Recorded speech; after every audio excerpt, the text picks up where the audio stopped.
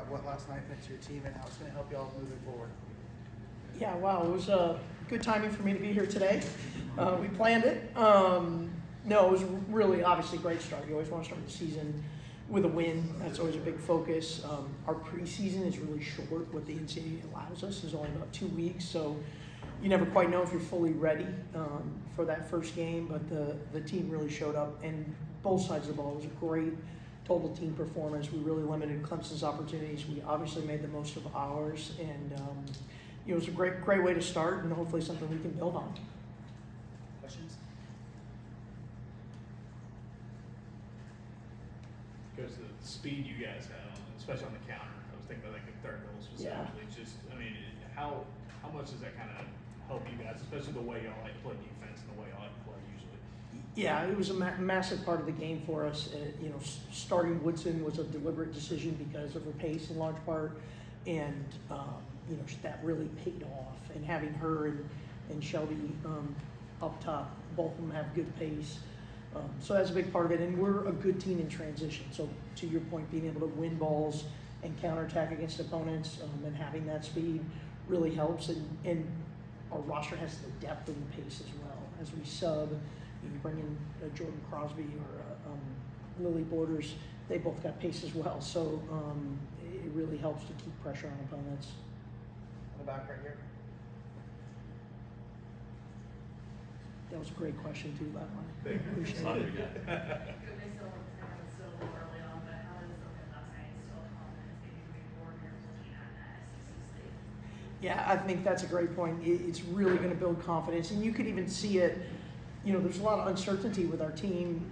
Going into that game, we weren't great in exhibition, and we made some changes going into that game. And that first goal, it was an own goal for sure. But Aaron Houston played a great ball in, and had that defender not touched it, we had two players wide open right behind that defender. So, really good chance we score whether they put it in or we put it in. And that first goal against a top 5 team, you could see.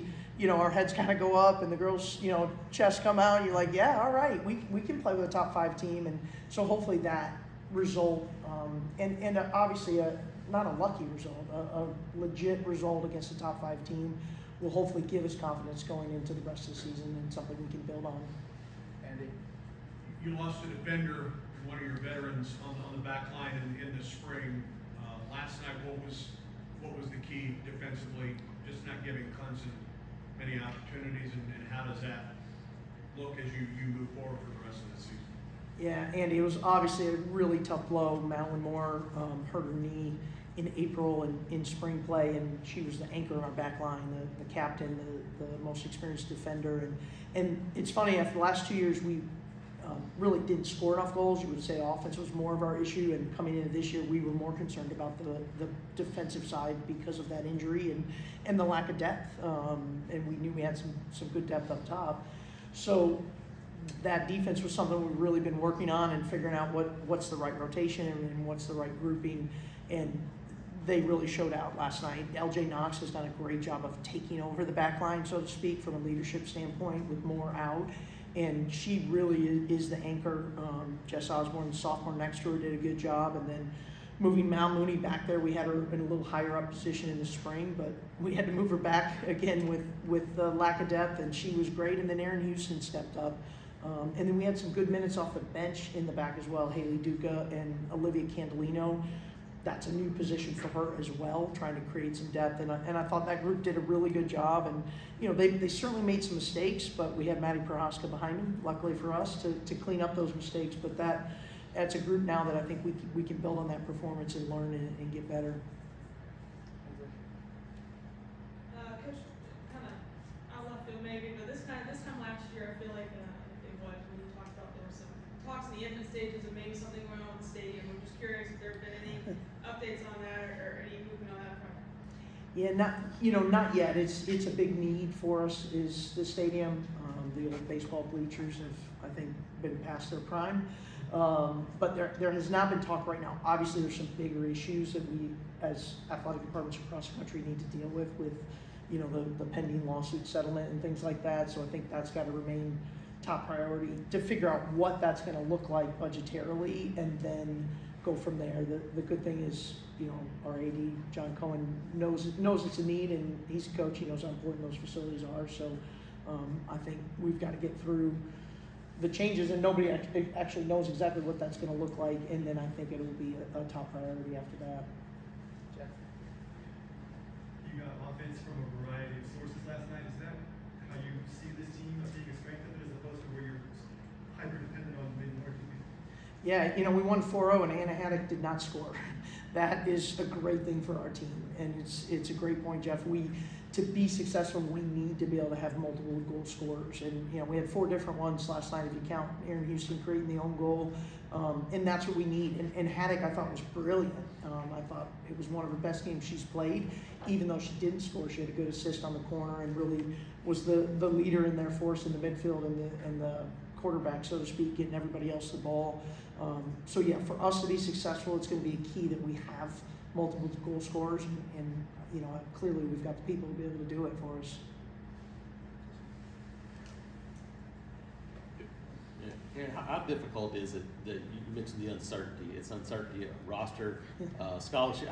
How much does that impact you on the recruiting trail? All the things that you have to do to build and continue to build a program. Yeah, it's a great question. It's really hard.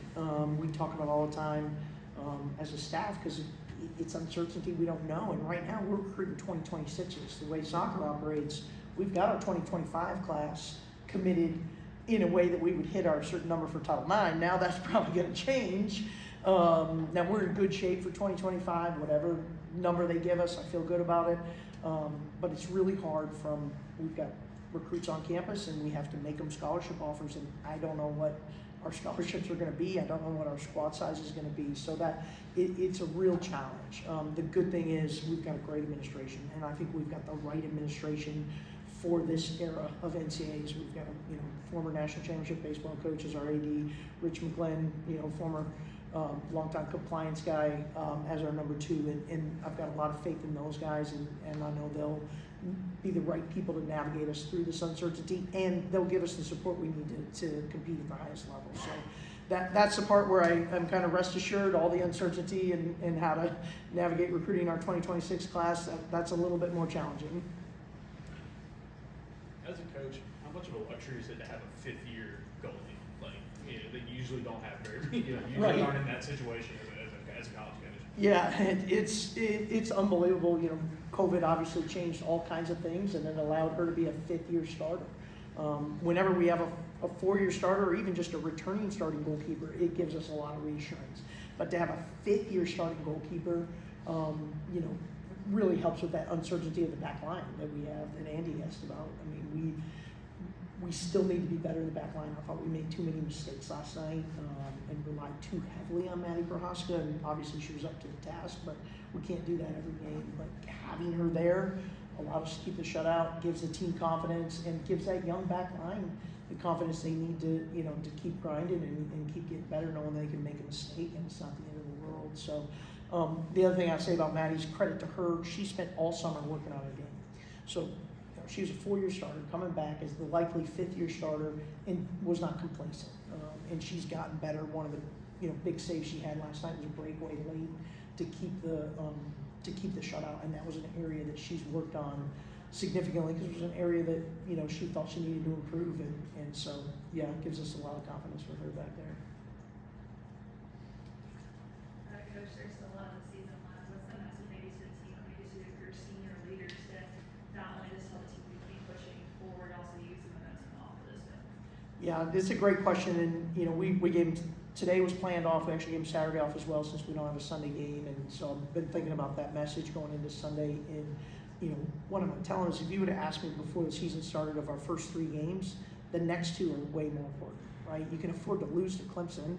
Luckily we didn't, but you can afford that loss and still get to the NCAAs, accomplish your goals, etc. But these next 2 games, for example, are so much more important. And with that senior leadership, they've learned. We beat Arkansas. I don't know what they were ranked, but probably 6. top. What was it? 6. So we beat a top 10 team last year and did not make the NCAA tournament because of other games. And that's really the message. Is our group needs to have learned from that and know how important it is. And I think they will. I mean, they're really in a good place. Our leadership's been tremendous. We returned all 4 captains, and I think they'll be ready for that challenge. But we need to be more up on Thursday night than we were for Clemson. Coach, if you will, last thing,